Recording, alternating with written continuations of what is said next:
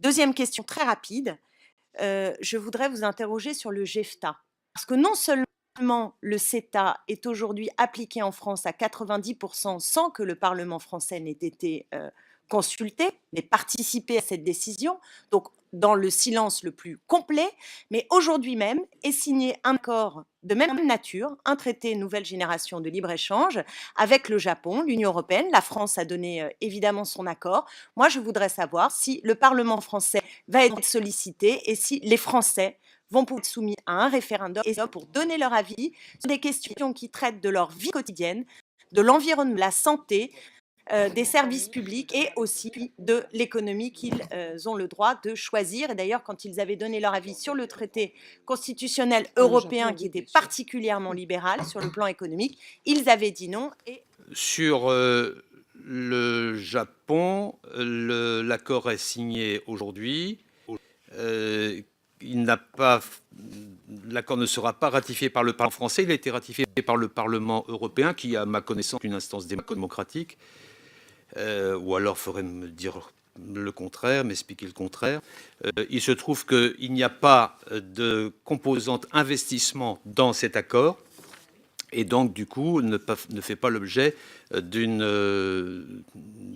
débat au Parlement français, mais le secrétaire d'État Jean-Baptiste Lemoyne est tout à fait disponible pour donner à votre commission l'ensemble des informations sur cet accord, qui est en fait un accord qui représente une opportunité pour plusieurs secteurs économiques européens, et notamment français. En matière agricole en particulier, l'accord permet une reconnaissance de nos indications géographiques, ce qui est nouveau pour le Japon. Il prévoit la levée complète des droits de douane sur les vins. Et nos intérêts dans le domaine du fromage, de la viande de bœuf et du porc sont tout à fait pris en compte. Et l'autre, il garantit l'accès des entreprises de l'Union européenne au grand marché public du Japon.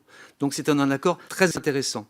Et nous avons par ailleurs obtenu des garanties fortes sur nos intérêts défensifs, à commencer par l'automobile. J'en parle en connaissance de cause, Madame Autain, parce que je me suis moi-même rendu au Japon à plusieurs reprises et j'ai eu l'occasion de parler de tous ces sujets avec les autorités japonaises, et j'ai pu constater qu'en particulier dans le domaine de l'agroalimentaire, l'accord en question est un accord très positif et très intéressant pour ce qui concerne le développement agroalimentaire français.